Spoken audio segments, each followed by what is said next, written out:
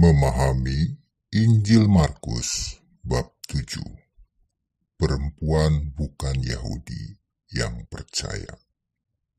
Setelah konflik antara Yesus dengan para ahli Taurat dan Farisi yang mempertentangkan ketidakbersihan dan arti sesungguhnya mengenai perintah Allah berakhir, di mana ternyata para tokoh agama itu lebih meninggikan tradisi mencuci tangan di atas firman Tuhan.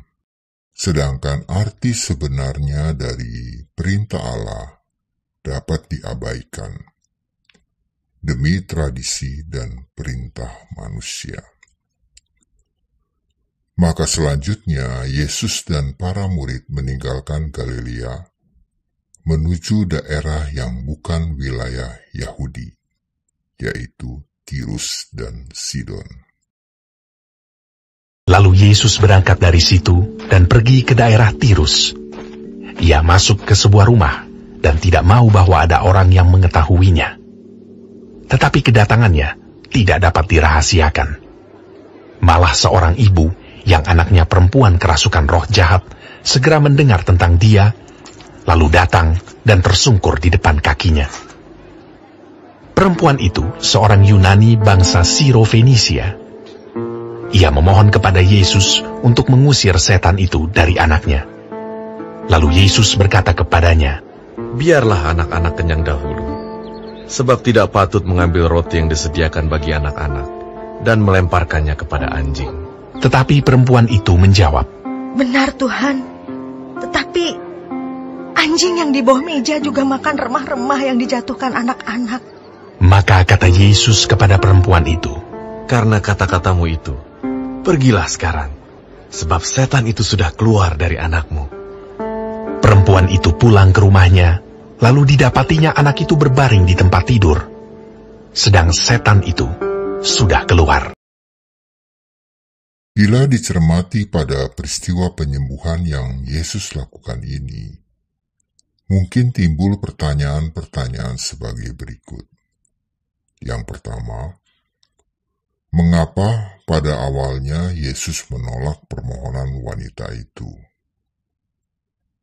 Yang kedua, mengapa Yesus mengeluarkan kata-kata yang kasar pada wanita itu? Dan yang ketiga, dengan dasar apa akhirnya Yesus mengabulkan permohonannya itu? Yesus yang pada awalnya menolak permohonannya itu, dikarenakan perutusan yang dilakukannya ini diutamakan pada bangsa Yahudi yang telah salah memahami maksud-maksud Allah yang diperintahkan melalui Nabi Musa sejak zaman nenek moyang mereka.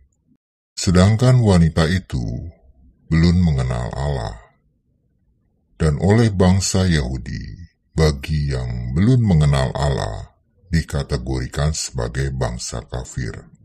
Dan inilah yang menjadi latar belakang mengapa Yesus mengucapkan kata-kata yang agak kasar pada wanita itu.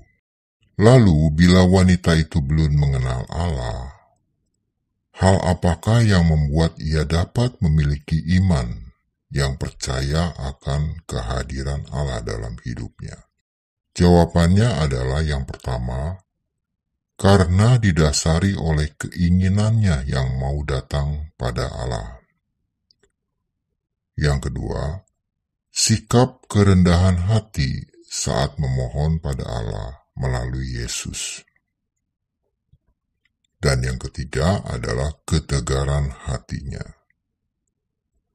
Inilah yang menjadi dasar iman untuk percaya pada Allah melalui Yesus.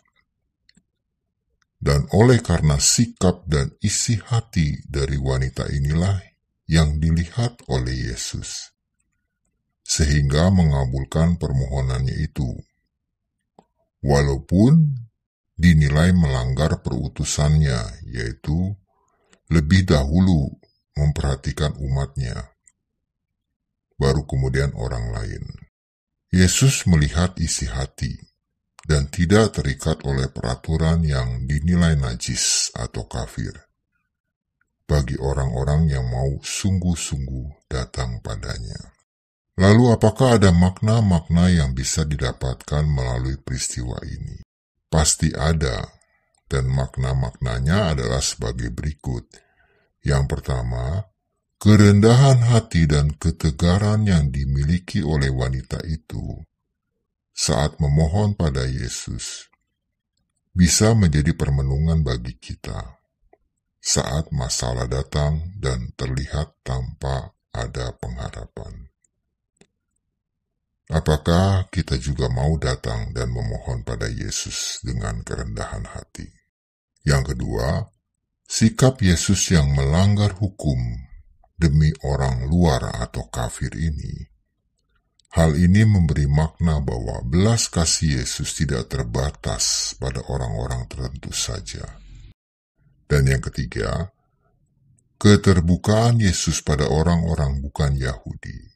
Ini memberi makna bahwa Yesus menerima siapapun yang mau datang padanya, tanpa melihat apakah telah beriman atau tidak padanya.